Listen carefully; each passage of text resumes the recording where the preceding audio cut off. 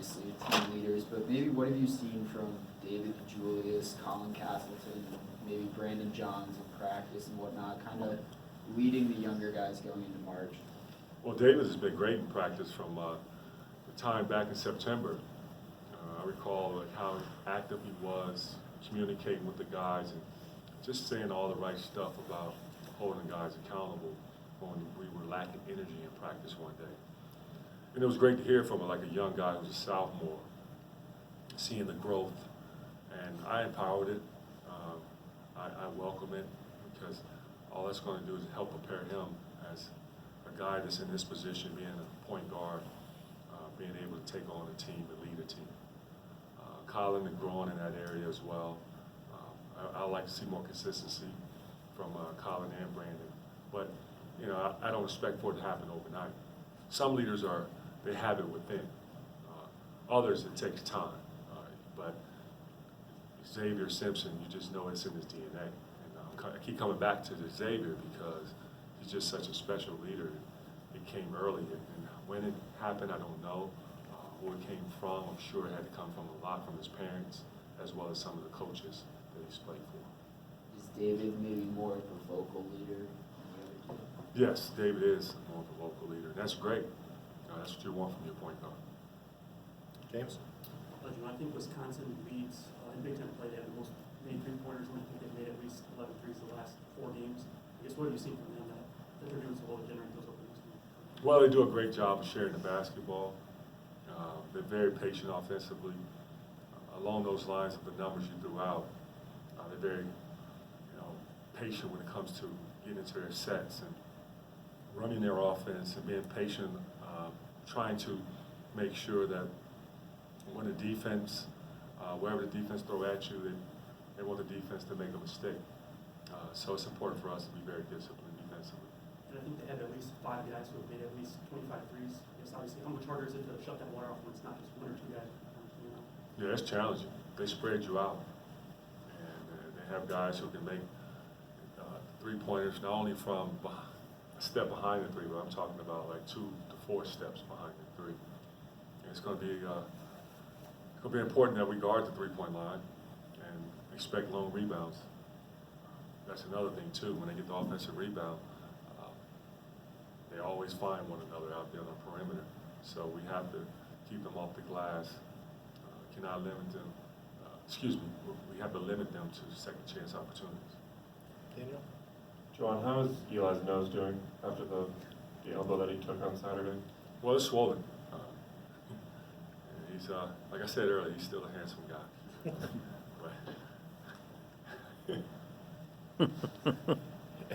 Poor kid. I'm laughing because I broke my nose 3 times, so I know what he's going through. Is it broken? I'm not sure, but I've broken my nose 3 times, and at times it looks similar to how Eli's nose looks, so that's why I'm just smiling at this moment. How does his nose look? You'll see. Is there a mask or something he might have to wear? Possible. Okay. Yes. Andrew? Run a lot of comparisons to how you guys are playing now versus earlier in the season. Wondering how much you think your guys learned from kind of handling success. Obviously, they jumped into the top 25 back in November, and then there were some losses there. But yeah, how you guys responded to success. But the last part, you kind of got quiet when you said. But do you think this team learned anything from that experience earlier in the year? Of course. That's what basketball is all about, is the experience, growing as a team. You're going to face adversity throughout the season. There's very few teams that have had a perfect season because of the fact that some may have had luck on their side. And I still believe that there's luck in sports. Unfortunately for us, we did not have luck throughout the year. There was some bad luck on our side. We faced injuries. So that's a part of how we going to adapt to that. We did not make excuses for ourselves. We just figured it out, kept forging ahead, stayed mentally tough through the process and trust the process. We will continue to figure out ways to try to get better no matter what. But our team has grown a lot. Zach? Just to clarify with Eli, do you expect him to play tomorrow? Is the status known? I'm not sure. I haven't spoken to Alex Wong yet. And then with the three-pointers that Wisconsin shoots, you guys are among the best in the country at limiting three-point attempts. What's your philosophy to running teams off the line and kind of minimizing their approaches? Really? Thought we got past that, man. How many of these have we had? We had a pretty, a lot of these press conference, or what do you call it, pressers. I'm not going to tell you, or nor do I want my opponents to know exactly what's our philosophy. Our thing is we just want to try to make sure we get a handball contest on every shot, whether it's inside the arc or outside the arc. If I could modify my question, how easy was it to establish whatever philosophy that you have? Oh, it's challenging. But our guys, they're able to adapt from wherever the philosophy was before to this year. We have smart players who have high IQs, but it takes a lot of reps, it takes a lot of practices in film in order to grasp the defensive philosophy that I have. Go ahead, Rich. I was curious what your thoughts were on the one-time transfer rule being proposed recently. Excuse me? I was curious what your thoughts were on the one-time transfer rule, when athletes can transfer one time without any exception and be eligible to play immediately. Man, I haven't given that any thought at all. I've been thinking about Wisconsin. Anybody have anything else? I'm sure X and John have been focused all year, but I'm wondering if you see any difference in them. With March around the corner, their college careers kind of coming to an end, if they're even more locked in or change their kind of attitude or anything. We haven't focused on any of that. We've just been focusing on our opponents and also growing as a team each and every day. I don't stress about the future, nor do they. We just lock in on appreciating what God has given us, the opportunity for me to coach, for them to come out and compete and learn and grow as players. That's what the focus has always been. Mo Wagner loved the big games, loved playing in March. Do you kind of see that with Franz, maybe? You have to ask Franz that. I just know that Franz enjoyed playing against competition, and he understands that this season we've had some really good opponents that we faced, non-conference as well as Big Ten conference, and with his experience from playing over in Germany, he's getting a chance to adapt to the collegiate style of play. Chris? You just talk about the mental fortitude that it takes to win in the environments that these guys did last week at Rutgers and Purdue. Yeah, it's challenging. I don't know if many of you think that it's so easy. I'm not saying you guys have said it's easy, but our players, with what they're dealing with when it comes to, let's take the academics. They have midterms coming up, I'm sure yourself, right? And you do not have basketball practice, do you? Nor do you play any games out here, do you? All you can do is just focus on your academics, right? And my players, they have both. And so it's hard. And then you go into a hostile environment like Rutgers, fans are just cheering against you and saying all kind of things about you and throwing things at you while you're sitting there on the bench. Our guys are able to go out there and stay locked in and focus and playing with passion. So I appreciate that as a coach. Then you go into Purdue, a place where another hostile environment, but not as aggressive as the other school. But we know that it's a tough place to play. And we haven't won there since 2014. I'm happy no one told me that before the game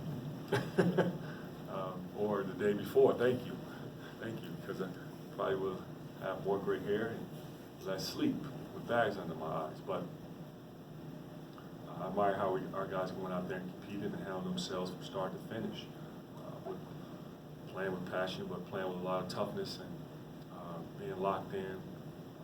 I try to prepare them on just going out there and just having fun, enjoying this opportunity that is put before them. And then a lot of coaches on campus have talked about how approachable you are with their athletes and everything else. Do you kind of feel a sense of duty beyond just being the basketball coach here to represent the university in that sense? I'm a big me. That's all I know. So I was that way when I played here. I I'm not going to change now as a coach. Why? Yeah. I walk on the diag. Passing out donuts, I enjoy that. I enjoy being part of this Block M.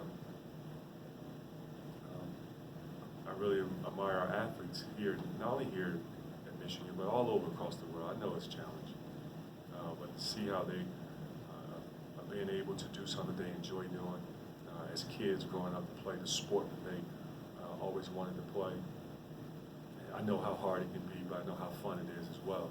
So I enjoy going to the games and supporting women's basketball. I understand we're going to have a nice match on. It's Friday. Gymnastics is competing here at Chrysler. I will be there. Looking forward to the softball games. Looking forward. I love football. That's my passion right there, football. But not saying all the other sports. I am going to try catch a soccer game as well as lacrosse. Learn more about lacrosse. My daughter plays lacrosse. I still don't know too much about it, but I love sports. I want to go to tennis games. I don't know how to play tennis, but I love it. Serena Williams is my favorite athlete.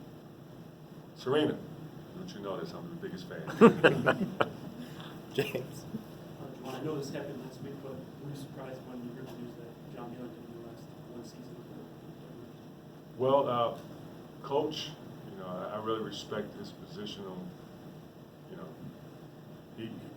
he knew what was best for himself and his family. And with the decision that he made, I respect it. I'm always here, and I know he's always been there for me to help him. But I always will lend my support to Coach Beeline. I'm saying someone who's been in the NBA, I guess what's the difference in the adjustment going from coaching college kids to maybe coaching program? Well, I've never been a head coach in the NBA, so I don't know what that experience is like. I was an assistant coach thinking I know everything and giving all the bright ideas and to Coach Spoelstra, and you're right, like it worked.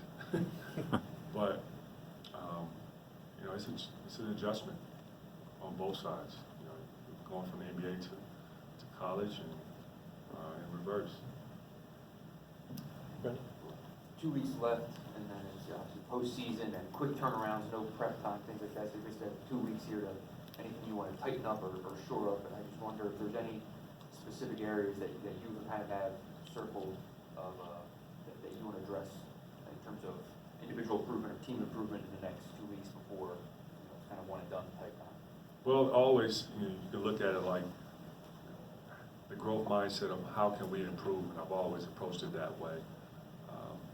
Offensively, what can we do better offensively? How we can get sets run, where we can get some execution, where ATOs, how I can get improved on certain action timing of ATOs. I've always looked at how we can improve defensively, guarding the ball, pick and roll coverages, post defense. I'm always thinking. Mind's always working. I'm always spending time in film, trying to see where areas, how we can improve. But there is a lot of growth in our group, but there's still a lot more work that we have to do in order to get to that level where we want to be. We try to build championship habits here. That's the type of culture that I've always talked about since day one when I walked in this building. And one game at a time, that's how I'm looking at it. Abby, you want to close this out? I have to ask, why Serena Williams? I mean, obviously she's such a badass, but what about her particularly drew you to that? First, the word you just used starts with that. And her toughness, mental toughness, for Serena to be such an amazing talent, to have a baby, and then come back and still playing at a high level. I mean, I think that's just amazing. That's why I always said women are some of the strongest that you can ever see compared to men. Sorry, man, that's how I feel. That's my opinion. That's how she pushed herself to get uncomfortable, how to be able to stay on top for so long at the highest level, playing at a high level. Just all the hard work that she's put into the sport.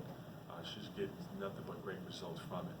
So I'm admiring everything that she has done for tennis, and more important, just for being an athlete. Okay, Coach.